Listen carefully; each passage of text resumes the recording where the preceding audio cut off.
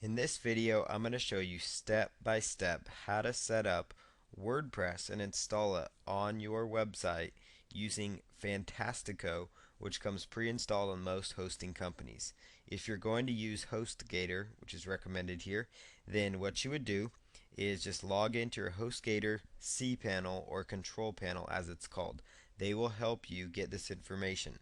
If for some reason you cannot find this in your email, give them a phone call. Their phone number is right on their website at hostgator.com. They have 24/7 support, 24 hours, 7 days a week. Typically, you can reach them.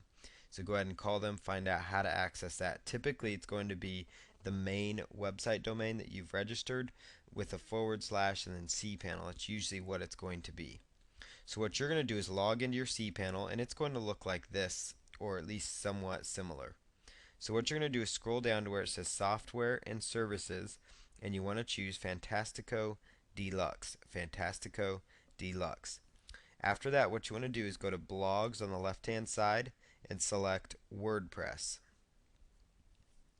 Then after that, you want to choose New Installation. And then you would just want to choose your domain, which typically it's going to be the main domain, but maybe something else. So choose your domain. And install in directory, just leave that blank because that's going to install it in the main folder. As far as admin access goes, you want to just choose admin. Then for password, put in a password that you want to use. Admin nickname, I usually just keep that at admin, or you could use your name. The email, we're just, this will be an email that is, people can access you at, just your basic email. Your site name, this is where I'd put in the name of the product it is that you are promoting. So let me just plug that in here.